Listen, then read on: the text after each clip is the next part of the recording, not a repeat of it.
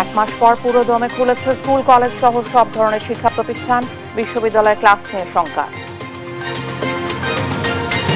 এবার নারায়ণগঞ্জে হাসিনা ও শামীম ওসমানের বিরুদ্ধে হত্যা মামলা, লালবাগ থানায় আরেকটি মামলার আবেদন। স্বৈরাচার পতনের পর থেকে লাপাত্তা শামীম ওসমান, তার নির্দেশে নারায়ণগঞ্জে ছাত্র জনতার উপর গুলি চালানোর অভিযোগ। ভারতে চিকিৎসক ধর্ষণ হত্যাকাণ্ডে মমতার পদত্যাগ দাবিতে রাজপথে বাম কংগ্রেস, লোকসভার পর প্রথম যৌথ মিছিল।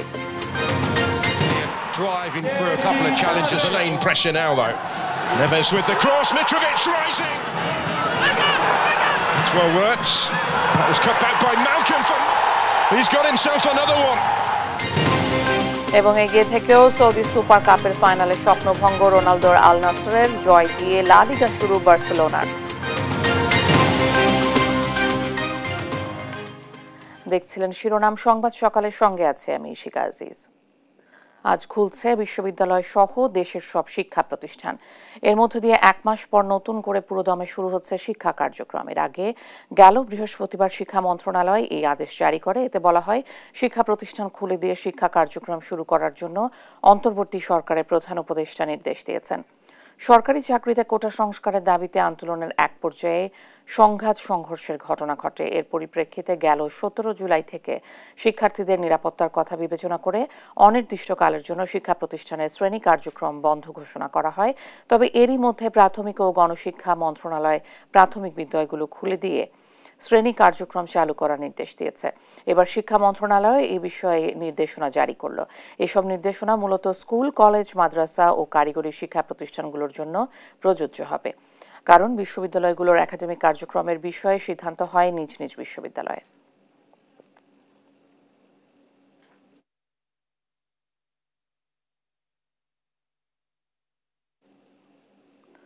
পুরোদমে খুলেছে স্কুল, কলেজ সহ সব ধরনের শিক্ষা প্রতিষ্ঠান। এ নিয়ে আরও জানাতে রাজধানীর বেইলি রোড থেকে যুক্ত হচ্ছেন সহকর্মী কায়েস রাহাত। রাহাত, ক্লাসের শিক্ষার্থী উপস্থিতি কেমন দেখছেন? শিক্ষার্থীরা ক্লাসে ফিরতে পেরে উচ্ছ্বসিত কিনা? ধন্যবাদ ইশিকা। যেমনটি জানেন যে এক মাসের অচলাবস্থা কাটানোর পর আজকে বাংলাদেশের পুরোপুরি যত শিক্ষা প্রতিষ্ঠান ছিল সেই সবগুলো শিক্ষা প্রতিষ্ঠানকে চালু করে দেওয়া হয়েছে এবং প্রথম থেকে সকল শ্রেণীর শিক্ষা কার্যক্রম যথারীতি চলবে, ঠিক আগের মতো যেমন চলছিল। তো আমরা যতটুকু এখানে এসে জানতে পেরেছি যে শিক্ষার্থীরা এখানে বেশ আশাব্যঞ্জক বা উৎসাহব্যঞ্জক ভাবে এই তাদের যে শিক্ষা প্রতিষ্ঠান সেখানে ফিরতে শুরু করেছেন। অনেকেই দেখা যাচ্ছেন যে এই এক মাসের যে তাদের বন্ধু বান্ধবদের সাথে যোগাযোগহীন অবস্থা বা তাদের সাথে একটি কুশল বিনিময়ের অবস্থা সৃষ্টি হয়েছে, তারা একই সাথে তাদের এই নতুন যে অবস্থা বা নতুন যে স্বাধীনতা সেই স্বাধীনতার কথা বলছেন, তারা একে অন্যকে অভিনন্দন জানাচ্ছেন। অন্যদিকে আমরা বেইলি রোডে যেটি দেখেছি যে আজকে এখানে একাদশ শ্রেণীর প্রথম ক্লাস অর্থাৎ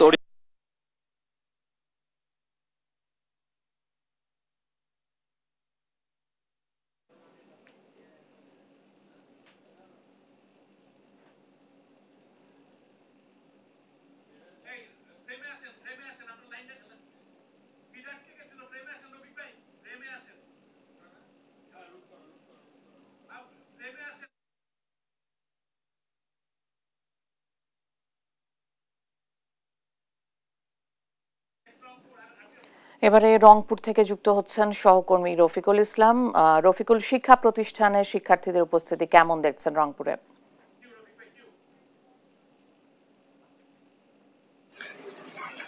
সারা দেশে কোটা সংস্কার আন্দোলনকে ঘিরে আমরা জেনেছি যে বিদ্যালয়গুলো বন্ধ ছিল, সেই বিদ্যালয় কিন্তু আজ খুলেছে। উদ্বেগ, উৎকণ্ঠা, আতঙ্ক যে ছিল সেই আতঙ্ক কেটে গেছে, এখন অনেকটা পরিস্থিতি স্বাভাবিক রয়েছে। আমরা এই মুহূর্তে রয়েছি রংপুর সরকারি বালিকা বিদ্যালয়ে। আমরা দেখানোর চেষ্টা করছি একটি শ্রেণীকক্ষে রয়েছে। এই শ্রেণীকক্ষে অর্থাৎ একেবারে পরিপূর্ণ রয়েছে, অর্থাৎ শিক্ষার্থীরা তাদের যে বিদ্যালয় সেই বিদ্যালয়ে এসেছে। আমরা শুধু সরকারি বালিকা বিদ্যালয় নয়, আমরা শহরের যে জেলা স্কুল রয়েছেন, পুলিশলাইন স্কুল অ্যান্ড কলেজ রয়েছে, লায়ন্স স্কুল রয়েছে, আরসিসিআই স্কুল অ্যান্ড কলেজ সহ বিদ্যালয় যে অন্যান্য শহরের যে অন্যান্য বিদ্যালয়গুলো রয়েছে সেই বিদ্যালয়গুলোতে আমরা খোঁজ নিচ্ছি, সেখানে কিন্তু উপস্থিত রয়েছে। এই শুধু এছাড়াও বিদ্যালয়ের বাইরে যে অভিভাবকরা দীর্ঘ সময় যে অপেক্ষা করেন, আমরা তাদের সঙ্গে কথা বলেছি। তাদেরও এতদিন যে তাদের মধ্যে যে উদ্বেগ, উৎকণ্ঠা ছিল সেই উদ্বেগ, উৎকণ্ঠা কেটে গেছে। এত সব মিলে এই যে এতদিন পর বিদ্যালয় খুললো সেই কেমন লাগবে আমরা নিয়ে একটি কথা বলতে চাই ছোট মামুনির সঙ্গে। কেমন লাগছে তোমাকে?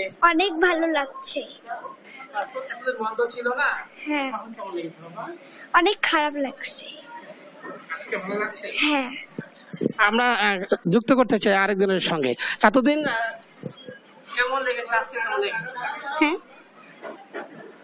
আমাদেরকে অনেক খারাপ লাগে। আমরা বিভিন্ন জনের সঙ্গে কথা বলেছি যে তারা বলেছে যে এতদিন যে বন্ধ ছিল সে বন্ধ থাকবার কারণে তাদের যে খারাপ লাগা সেই খারাপ লাগাটা তাদের মধ্যে রয়েছে। আজকে খুলেছে সে কারণে তাদের অনেক ভালো লেগেছে, শিক্ষার্থীরা এমন কথা জানিয়েছেন। তবে উদ্বেগের কথাটি হচ্ছে যে দীর্ঘদিন বিদ্যালয় বন্ধ থাকায় তাদের যে সিলেবাস রয়েছে সেই সিলেবাস কিভাবে মানে পূরণ হবে এ নিয়ে কিন্তু অভিভাবকদের মধ্যে একটি উদ্বেগ রয়েছে। তো আমরা সার্বিক বিষয় নিয়ে কথা বলতে চাই আজকের এই রংপুর বালিকা বিদ্যালয়ের যিনি প্রধান শিক্ষক রয়েছেন, সহকারী প্রধান শিক্ষক, আমরা তাকে যুক্ত করতে চাই। তার কাছেই জানতে চাই যে এই যে এতদিন বন্ধ ছিল, বন্ধ থাকবার পর আজকে খুলেছে, তো এই নিয়ে আপনারা এই যে যাদের শিক্ষার্থীদের যে মানে সিলেবাস রয়েছে সেই সিলেবাস আপনারা কিভাবে মেকআপ করবেন? ধন্যবাদ। হ্যাঁ, দীর্ঘদিন কোটা সংস্কার আন্দোলনের কারণে দীর্ঘদিন শিক্ষা প্রতিষ্ঠানগুলো বন্ধ ছিল, ক্লাস সাসপেন্ড ছিল। সেক্ষেত্রে তো একটা সমস্যা থেকেই গেল যে নির্দিষ্ট টাইমে আমরা সিলেবাসটা কমপ্লিট করতে পারবো কিনা, এরকম একটা আশঙ্কা আমাদের টিচারদের মধ্যেও আছে। তারপরে আমরা চেষ্টা করব। আবার আমরা অপেক্ষায় আছি, দেখি যে আমাদের মাউসি থেকে কি রকম নির্দেশনা আসে, সেই অপেক্ষাতে আছি। নির্দেশনা পেলে এবং আমরা আমাদের নিজেদের মতো করে সিলেবাসটা যাতে আমরা কমপ্লিট করতে পারি সেই চেষ্টা আমাদের থাকবে। এই যে উদ্বেগ উৎকণ্ঠা আছে কিনা আপনাদের মধ্যে, অভিভাবকদের মধ্যে? আপাতত অবস্থা দেখে মনে হচ্ছে, আজকে স্টুডেন্টের উপস্থিতি দেখে মনে হচ্ছে যে উদ্বেগ উৎকণ্ঠা সম্ভবত আর অভিভাবকদের মধ্যে নাই। যে আতঙ্কটা ছিল অভিভাবকদের মধ্যে সেটাও হয়তো অভিভাবকরা কাটিয়ে উঠতে পারছেন এবং উপস্থিতির হারও বেশি আমাদের। তো সে হিসেবে আলহামদুলিল্লাহ আমরা আশা করতেছি পরবর্তীতে আমাদের শ্রেণী পাঠদানগুলো নিয়মিতই চলবে। আমরা শুনছিলাম প্রধান শিক্ষকের কাছে তিনি তার যে আশার কথাগুলো সেই কথাগুলো তিনি বলছিলেন। তো আমরা জেনেছি যে এই বিদ্যালয়ে 2 শিফটে 2000 শিক্ষার্থী রয়েছে। এখন মর্নিং শিফট চলছে। এই মর্নিং শিফটে এখন প্রায় 750 শিক্ষার্থী রয়েছে। সব মিলেই সব সংখ্যা কেটে গেছে এমনটাই আশা করছেন বিদ্যালয় কর্তৃপক্ষ। তো এই ছিল রংপুর থেকে সর্বশেষ। রফিকুল, অনেক ধন্যবাদ আপনাকে। চট্টগ্রামের পর এবার নারায়ণগঞ্জে আবুল হাসান নামের এক তরুণকে হত্যার অভিযোগে সাবেক প্রধানমন্ত্রী শেখ হাসিনা, আওয়ামী লীগের সাধারণ সম্পাদক ওবায়দুল কাদের, সাবেক সংসদ সদস্য শামীম ওসমান সহ 48 জনের বিরুদ্ধে মামলা করা হয়েছে। অজ্ঞাত আরও 2 শতাধিক ব্যক্তিকে আসামি করা হয়। শনিবার রাতে নিহত আবুল হাসানের বড় ভাই আবুল বাশার বাদী হয়ে নারায়ণগঞ্জ সদর মডেল থানায় ওই হত্যা মামলাটি করেন। মামলার এজাহারে বাদী অভিযোগ করেন 5 আগস্ট বেলা 1:30টার দিকে শহরের মিশনপাড়া এলাকায় মামলার বাদীর ভাই আবুল হাসানকে সাবেক প্রধানমন্ত্রী শেখ হাসিনা সহ অপরাপর আসামি নির্দেশে শামীম ওসমানের ছেলে অয়ন ওসমান তাঁকে গুলি করে হত্যা করেন। 5 আগস্ট শেখ হাসিনার পদত্যাগ ঘোষণার কয়েক ঘণ্টা আগে শহরের মিশনপাড়া এলাকায় গুলিবিদ্ধ হন আবুল হাসান। সে সময় চাষারা এলাকায় আন্দোলনকারীদের সঙ্গে আওয়ামী লীগের নেতাকর্মীদের সংঘর্ষ চলছিল। তাকে উদ্ধার করে ঢাকা মেডিকেল কলেজ হাসপাতালে নেওয়া হয়। সেখানে চিকিৎসাধীন অবস্থায় 6 আগস্ট ভোরে মারা যান আবুল হাসান। চট্টগ্রামেও সাবেক প্রধানমন্ত্রী শেখ হাসিনা ও সাবেক শিক্ষামন্ত্রী মহিবুল হাসান চৌধুরী নফেল সহ 34 জনের বিরুদ্ধে হত্যা মামলা হয়েছে। এছাড়া 40 থেকে 50 জনকে অজ্ঞাত আসামি করা হয়। চট্টগ্রামের বহত্তারহাট এলাকায় কোটা সংস্কার আন্দোলনে কলেজ ছাত্র তানভীর সিদ্দিককে হত্যার অভিযোগে এই মামলা করা হয়। AKM নাজিমকে সঙ্গে নিয়ে আপনপুর প্রতিবেদন। গেল 18 জুলাই বিকেলে চট্টগ্রামে শাটডাউন কর্মসূচি পালন করে বৈষম্য বিরোধী ছাত্র আন্দোলন। বহদ্দারহাট কাঁচাবাজার এলাকায় অবস্থান কর্মসূচিতে হামলা ও গুলি চালায় আওয়ামী লীগ নেতাকর্মীরা। গুলিবিদ্ধ হয় SSC পরীক্ষার্থী তানভীর সহ অনেকে। পরে চট্টগ্রাম মেডিকেল কলেজ হাসপাতালে নিয়ে গেলে তানভীরকে মৃত ঘোষণা করেন চিকিৎসক। এ ঘটনায় সাবেক প্রধানমন্ত্রী শেখ হাসিনা ও সাবেক শিক্ষামন্ত্রী মহিবুল হাসান চৌধুরী নওফেল সহ 34 জনের বিরুদ্ধে হত্যা মামলা হয়েছে চান্দগাঁও থানায়। শনিবার দুপুরে মামলাটি করেন নিহতের চাচা মোহাম্মদ পারভেজ। আসামি করা হয় ওয়ার্ড কাউন্সিলর এসরারুল হক এসরার, শৈবাল দাস সুমন ও নুরুল আজিম রনিকেও। অজ্ঞাত আরও 40-50 জন। এজাহারে উল্লেখ করা হয়, শেখ হাসিনা ও নওফেলের নির্দেশেই পরিকল্পিতভাবে ঘটানো হয় হত্যাকাণ্ড। ওই দিনের ঘটনায় গুলিবিদ্ধ হয়ে মারা যায় চট্টগ্রাম বিশ্ববিদ্যালয়ের ছাত্র হৃদয়চন্দ্র তরুয়া ও পথচারী সাইমনও। এ নিয়ে শনিবার দুপুর পর্যন্ত শেখ হাসিনার বিরুদ্ধে ৬টি মামলা হয়েছে। এর মধ্যে 5টি খুন ও 1টি অপহরণ মামলা। তবে তানভীর হত্যা মামলাটি চট্টগ্রামে তার বিরুদ্ধে করা প্রথম মামলা। আপন অপু, নিউজ ডেস্ক, দেশ টিভি। এবার রাজধানীর আইডিয়াল কলেজের শিক্ষার্থী খালিদ হাসান সাইফুল্লাহ হত্যায় সাবেক প্রধানমন্ত্রী শেখ হাসিনা সহ আওয়ামী লীগের শীর্ষ নেতৃবৃন্দ ও প্রশাসনের 91 জন ঊর্ধ্বতন কর্মকর্তার নামে রাজধানীর লালবাগ থানায় এজাহার দায়ের করা হয়েছে। দ্রুতই মামলা নেওয়া হবে বলে জানিয়েছে বাদী ও আইনজীবী। আরও জানাচ্ছেন এনআই নাহিদ। গভীর রাতে ছাত্র জনতার বিক্ষোভে উত্তাল লালবাগ থানা।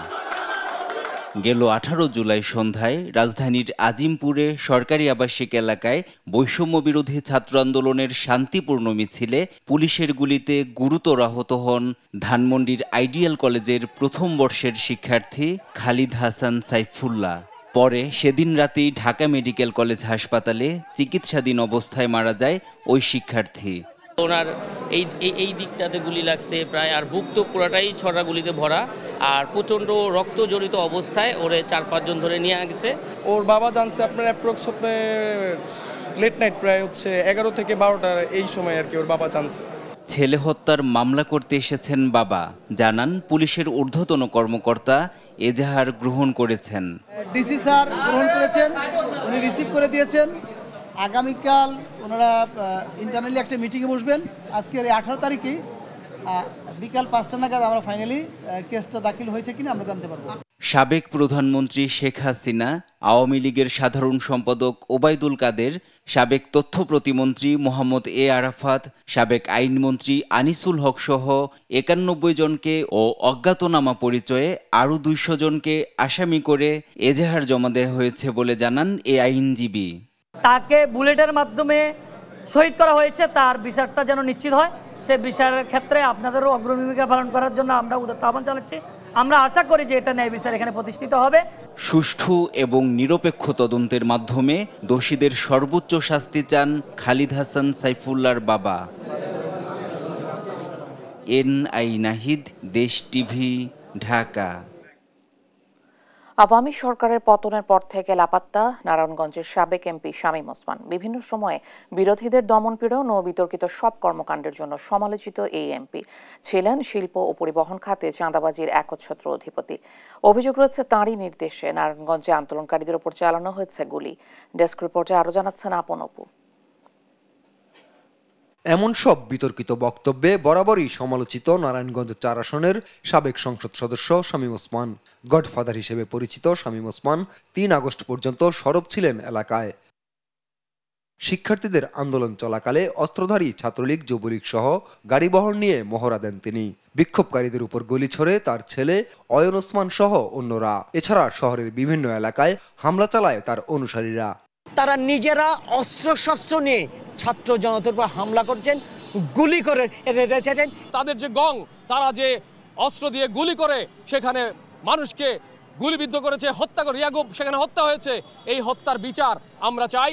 সবশেষ দ্বাদশ সংসদ নির্বাচনের হলফনামায় দেয়া তথ্যে জানা যায় গেল 10 বছরে 3 গুণের বেশি বেড়েছে শামীম ওসমানের অস্থাবর সম্পত্তি।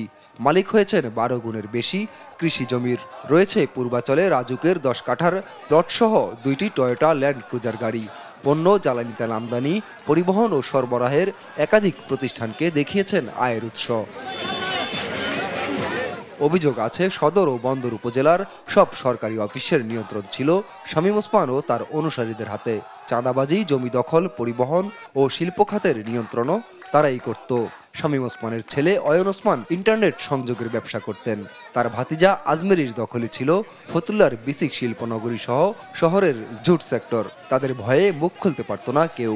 কথা বলার সাহস ছিল না। এটি শুধুমাত্র তার এই ত্রাসের রাজত্বের কারণে।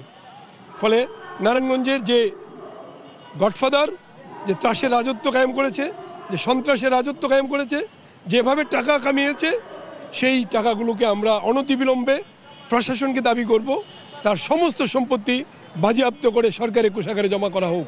এমন কোনো মহল্লা, এমন কোনো ওয়ার্ড, এমন কোনো বাড়িঘর নাই যেখানে সে সন্ত্রাস বা সন্ত্রাসীদের লালন না করত। সে প্রত্যেকটা জায়গায় তার লোক সেট আপ করে রেখেছে। তা আমি বিশ্বাস করি এগুলোর সুষ্ঠু তদন্ত হওয়া উচিত। নারায়ণগঞ্জ 4 আসন থেকে 4 বার সংসদ সদস্য নির্বাচিত হন শামীম ওসমান।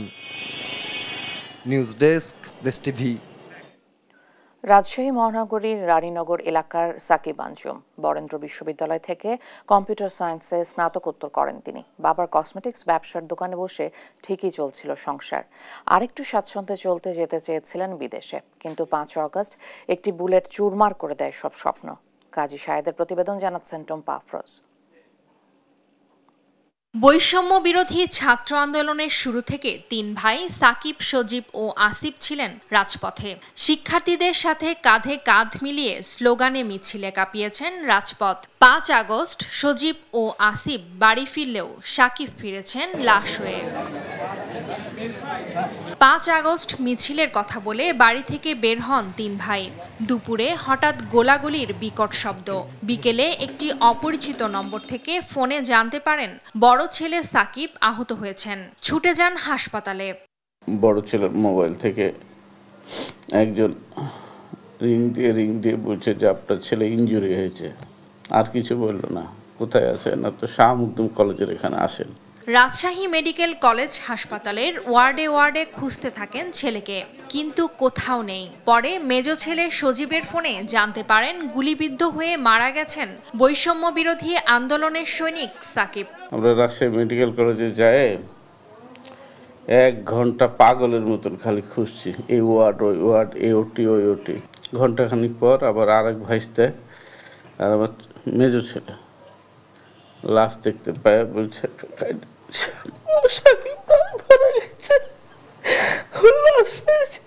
বরেন্দ্র বিশ্ববিদ্যালয় থেকে কম্পিউটার সায়েন্সে গত বছর স্নাতকোত্তর শেষ করেন সাকিব। 3 বছর আগে ভালোবেসে বিয়ে করেছিলেন নিশাত সালসাবিলকে। সংসারে আরেকটু সচ্ছলতা আনতে যেতে চেয়েছিলেন বিদেশে, কিন্তু একটা বুলেটে চুরমার সব স্বপ্ন। নিউজ ডেস্ক, দেশ টিভি। কোটা আন্দোলন থেকে ছাত্র জনতার এক দফা আন্দোলনের মুখে পতন হয় স্বৈরাচার শেখ হাসিনা সরকারের। তবে শিক্ষার্থীদের এই আন্দোলন ততটাও সহজ ছিল না। পরিবারের চাপ, প্রশাসনের ভয়ডর সহ নানা প্রতিকূলতা উপেক্ষা করে চালাতে হয় শিক্ষার্থীদের এই আন্দোলন। হতে হয়েছে নানাভাবে নির্যাতনের শিকার, দিতে হয়েছে তাজা রক্ত। তবুও দমেনি শিক্ষার্থীরা। করেছেন স্বৈরাচার মুক্ত, গড়েছেন বৈষম্যহীন নতুন বাংলাদেশ। ইরফান রানার ক্যামেরায় কুষ্টিয়া থেকে নাহিদ হাসান তিতাসের রিপোর্ট। 18 তারিখে মামলা খেলাম প্রধান সমন্বয়ক হিসেবে। আমি যেদিন মামলা দেওয়া হলো আমাকে, সেদিন ডিবি এবং ডিএসবি আমাকে তৎপর ছিল আমাকে উঠায় নেওয়ার জন্য, এবং সেই সময় যদি আমাকে তারা উঠায় নিয়ে যেত হয়তো আন্দোলনটা বেগবান থাকতো না, কারণ নেতৃত্ব জায়গা হারিয়ে গেলে আন্দোলনটা থেমে যেত। বৈষম্য বিরোধী ছাত্র আন্দোলনের কুষ্টিয়ার অন্যতম একজন সমন্বয়ক তৌকির আহমেদ বলছিলেন ততটাও সহজ ছিল না স্বৈরাচার শেখ হাসিনা সরকার পতনের এ আন্দোলন। পরিবারের চাপ, প্রশাসনের ভয়ডর সহ মুখোমুখি হতে হয়েছে নানা প্রতিকূলতার। হয়েছেন অমানবিক নির্যাতনের শিকার, ঝরেছে রক্ত। তবুও পিছুপা হয়নি শিক্ষার্থীরা। স্বৈরাচার সরকারের রক্তচক্ষু উপেক্ষা করে সমন্বয়কেরা কোটা আন্দোলনকে রূপ দিয়েছেন এক দফা আন্দোলনে, সৃষ্টি করেছেন নতুন ইতিহাস। হত্যার হুমকি পেয়েছি, তারপরেও আমরা থেমে থাকিনি, কারণ আমরা অনুপ্রাণিত হয়েছে আবু সাইদ ভাইয়ের কাছ থেকে। বিশেষ করে পারিবারিক যে বাধাটা আরও বেশি ছিল, কারণ পারিবারিকভাবেও আমাদের পিতামাতাকে বিভিন্নভাবে হ্যারেস করা হয়েছে। তাদেরকে বলা হয়েছে আপনার সন্তান যদি এই আন্দোলনে যুক্ত হয় তাহলে কিন্তু আমাদের অবস্থা খারাপ আছে। প্রভঙ্গ করার বারবার চেষ্টা করেছে এবং আমরা বারবার আহত হয়েছি। আন্দোলনের নেতৃত্বে থাকা শিক্ষার্থীরা বলছেন স্বৈরাচার মুক্ত নতুন বাংলাদেশে থাকবে না কোনো বৈষম্য, দুর্নীতি ও অনিয়মের বিরুদ্ধে চলবে লড়াই। দেশ হবে রাজনৈতিক দুর্বৃত্তায়ন মুক্ত। রাষ্ট্রের প্রতিটা প্রতিষ্ঠানে যেরকম একটা সৎ এবং ন্যায়ের শাসন তৈরি হোক, সেখানে দুর্নীতি দূর হোক। বৈষম্যবিহীন বাংলাদেশ থাকুক, যেখানে সবাই তাদের স্বাধীনভাবে চলুক। কোনো রাজনৈতিক দলের হাতে সকল ক্ষমতা থাকবে না, সাধারণ মানুষের মত প্রকাশের স্বাধীনতা থাকবে। আমরা চাই না প্রশাসনিক সকল কার্যক্রম লেজুর ভিত্তি হোক। দীর্ঘদিনের অনিয়ম ও দুর্নীতির জরাজীর্ণতা কাটিয়ে শিক্ষার্থীদের দেখানো নতুন বৈষম্যহীন দেশ গঠনের স্বপ্ন দ্রুতই বাস্তবায়ন হবে, এমনটাই প্রত্যাশা সবার। নাহিদ হাসান তিতাস, দেশ টিভি, কুষ্টিয়া। দেখছেন সংবাদ সকাল। স্বাভাবিক কার্যক্রম শুরু হয়েছে গাজীপুর সিটি কর্পোরেশনে। এ নিয়ে আরো জানাতে গাজীপুর থেকে যুক্ত হচ্ছেন সহকর্মী নজরুল ইসলাম। নজরুল, বিস্তারিত জানাবেন যে গাজীপুরে এই মুহূর্তে নগর ভবনে কি অবস্থা? ইশিকা, আপনি যেমনটা বলছিলেন, আপনি জানেন যে বেশ কিছুদিন স্থবিরতা কাটিয়ে কিন্তু আজকে থেকে গাজীপুর যে সিটি কর্পোরেশন রয়েছে সেই সিটি কর্পোরেশনের কার্যক্রম কিন্তু আনুষ্ঠানিকভাবে শুরু হয়েছে। যদিও মেয়র জায়দা খাতুন কিন্তু ইতিপূর্বে যে আঞ্চলিক অফিসগুলো রয়েছে সেই সমস্ত অফিসে দেখেছেন যে যে ব্যস্ততা উনি পার করেছেন, এবং আজকে কিন্তু গাজীপুর সিটি কর্পোরেশনের গুরুত্বপূর্ণ যে এই জায়গাগুলো রয়েছে এখানে কিন্তু উনি আসবেন এবং বিভিন্ন গুরুত্বপূর্ণ যে কাগজপত্র আছে সেই কাগজপত্রগুলো দেখবেন। এবং আজকে থেকে কিন্তু কার্যক্রম শুরু হলো আনুষ্ঠানিকভাবে এবং আগের রূপে ফিরতে শুরু করেছে সিটি কর্পোরেশনের সকল কার্যক্রম। তো আমরা অফিসে আমরা নগর ভবনে এখন অবস্থান করছি। নগর ভবনের প্রতিটি অফিসে কিন্তু নতুন রূপে কিন্তু সেজেছে সবকিছু, এবং মেয়র মোহাম্মদের আগমনে কিন্তু পুরো সিটি কর্পোরেশন এখন আসতেছেন। উনি কিছুক্ষণের মধ্যেই গাজীপুর সিটি কর্পোরেশনে প্রবেশ করবেন এবং প্রবেশ করার পর কিন্তু উনি আজ থেকে কিন্তু অফিস আনুষ্ঠানিকভাবে করবেন। আপনারা জানেন যে স্থবিরতার পরে কিন্তু গাজীপুরের জোনাল অফিসগুলোতে উনি অফিস করেছেন এবং প্রতিটি অফিসেই কিন্তু উনি ব্যস্ত সময় পার করেছেন। তো আজকে কিন্তু যে নগর ভবনে উনি আসার অপেক্ষায় রয়েছেন। তো এখানে কিন্তু আমরা দেখতে পেয়েছি যে এখানে নগর ভবনে উনি আসবেন এবং নগর মাতা এই উপলক্ষে কিন্তু অফিসে কিন্তু একটি মানে কর্মচাঞ্চল্য যে সৃষ্টি হয়েছে। তো এখানে আমরা সকাল থেকে দেখতে পেয়েছি যে বিভিন্ন যে দপ্তরগুলো রয়েছে সেই সমস্ত দপ্তরে কিন্তু যে কর্মকর্তা রয়েছেন তারা কিন্তু সকাল 9টার মধ্যেই কিন্তু অবস্থান করেছেন তারা। তো এইভাবেই কিন্তু যে আপনি জানেন যে নাশকতা বা এর কারণে দুষ্কৃতিকারীরা কিন্তু গাজীপুর যে সিটি কর্পোরেশনের কয়েকটি যে জোনাল অফিস রয়েছে সেটি গাছা এবং আপনার টঙ্গীর কয়েকটি অফিসে কিন্তু অগ্নিসংযোগ করে ব্যাপক ভাঙচুর করেছেন। আমরা দেখেছি যে এই আপৎকালীন সময়ে কিন্তু মেয়র মহোদয় কিন্তু তার ভূমিকা রেখেছেন এবং সাধারণ মানুষের পক্ষে কথা বলেছেন। তো আমরা যেটা জানতে পেরেছি যে এখানে কিন্তু কিছুক্ষণের মধ্যেই গাজীপুর যে নগর মাতা উনি নগরে অবস্থান করবেন এবং আসবেন। এর জন্য কিন্তু অফিসে গাজীপুর যে নগর ভবন রয়েছে সেটি কিন্তু একটি কর্মচাঞ্চল্য কিন্তু সৃষ্টি হয়েছে ইতিমধ্যেই। তো এই ছিল আমার কাছে গাজীপুর নগর ভবন থেকে সর্বশেষ। ইশিকা। নজরুল, অনেক ধন্যবাদ আপনাকে। আদিবাসীদের স্বীকৃতি ও সমতল ক্ষুদ্র নৃগোষ্ঠীর ভূমি অধিকার আন্দোলনের নেতা আলফ্রেড সরেন হত্যাকাণ্ডের 24 বছর আজ। দীর্ঘ সময়ও আলোচিত এই নেতা হত্যার বিচার না হওয়ায় শঙ্কিত তার পরিবার। এদিকে এখনও তার পরিবারকে হুমকি দিয়ে যাচ্ছে জামিনে থাকা আসামিরা। নওগাঁ প্রতিনিধি কাজী কামাল হোসেনের পাঠানো তথ্যচিত্রে ফারজানা ইসলামের ডেস্ক রিপোর্ট। নওগাঁর মহাদেবপুর উপজেলার ভীমপুর আদিবাসী পল্লীতে 2000 সালের এই দিনে ভূমিদস্যুরা আদিবাসী নেতা আলফ্রেড সরেনকে প্রকাশ্যে কুপিয়ে হত্যা করে। এরপর তার মৃতদেহ পুড়িয়ে ফেলা হয়, পুড়িয়ে দেয়া হয় ঘরবাড়ি। ওই হামলায় আহত হয় শিশু, নারী, পুরুষ সহ অন্তত 35 জন। আলোচিত এই হত্যার ঘটনায় সারা দেশে আদিবাসী সংগঠনগুলো ব্যাপক আন্দোলন গড়ে তোলে। 51 জনকে আসামি করে মামলাও করেন নিহতের স্বজনরা। তবে এখন পর্যন্ত কোনো সুরাহা হয়নি সেই মামলার। আমরা সুষ্ঠু বিচার চাই, ওনার বিচার চাই, আর এখানে যাতে আমরা সুষ্ঠুভাবে থাকতে চাই। দাবি আমরা যেন সুষ্ঠুভাবে বিচারটা পাই আর আমরা যেন সুন্দরভাবে এখানে টিকে থাকতে পারি। জামিনে থাকা আসামিরা এখনো নানা ধরনের হুমকি দিয়ে যাচ্ছে নিহতের পরিবারকে। হত্যাকারী যারা আমাদের চোখের সামনে ঘুরে বেড়ায়, আমাদের হুমকি দেয়, আমাদেরকে জমির উপর মামলা করে। আমাদের একটাই দাবি, এই হত্যাকারীদের জন্য বিচার হয়। কিছুদিন আগে 3-4 দিন আগেই এখানে যে আমার ভাইকে হত্যা মানে এই মার্ডার হত্যার সাথে যে জড়িত আইন নামে এক ব্যক্তি, সে আমাদের এই পাড়াতে এসে এই পাড়াটা উচ্ছেদ করার হুমকি দিয়েছে। আলফ্রেড সরেন হত্যার 2টি মামলা হাইকোর্টের শুনানির অপেক্ষায় রয়েছে বলে জানান আইনজীবী। আলফ্রেড সরেন হত্যা মামলার বিষয়টি মহামান্য হাইকোর্টে শুনানির অপেক্ষায় রয়েছে। 24 বছরেও এই আলোচিত হত্যা মামলার বিচার না হয় হতাশ ক্ষুদ্র নৃগোষ্ঠীর মানুষরা। তাই দ্রুত এই মামলার বিচার করে আসামিদের দৃষ্টান্তমূলক শাস্তির দাবি এলাকাবাসীর। নিউজ ডেস্ক, দেশ টিভি। দেখছেন সংবাদ সকাল। ভারতের আরজিকর কাণ্ডে মুখ্যমন্ত্রী মমতা বন্দ্যোপাধ্যায়ের পদত্যাগ চেয়ে শনিবার পথে নামল বাম কংগ্রেস। কলকাতার রাসবিহারী মোড় থেকে এই মিছিল শুরু হয়ে একাডেমি অফ ফাইন আর্টসের সামনে গিয়ে শেষ হয়। লোকসভা ভোটের পর কেন্দ্রীয়ভাবে এটিই ছিল বাম কংগ্রেসের যৌথ কর্মসূচি। মিছিল শুরুর সময়ে তুমুল বৃষ্টি শুরু। বৃষ্টি স্নাত হয়েই মিছিলে হাঁটেন বামফ্রন্ট চেয়ারম্যান বিমান বসু, প্রবীণ কংগ্রেস নেতা প্রদীপ ভট্টাচার্য, সিপিএম পলিট ব্যুরোর সদস্য সূর্যকান্ত মিশ্র, রাজ্য সম্পাদক মোহাম্মদ সেলিম। মুখ্যমন্ত্রী রাজ্যের স্বাস্থ্যমন্ত্রী হয়েও একজন চিকিৎসককে কর্মস্থলে নিরাপত্তা দিতে পারেননি, তাই তাঁর ইস্তফা দেওয়া উচিত বলে দাবি তোলেন নেতারা। এদিকে এর জবাবে তৃণমূল নেতা কুণাল ঘোষ বলেন, বাংলার সিপিএম কংগ্রেস বিজেপির দালাল, তাই রাজ্যকে অস্থিতিশীল করতে চক্রান্ত করছে বলে জানান তিনি। দেখছেন সংবাদ সকাল।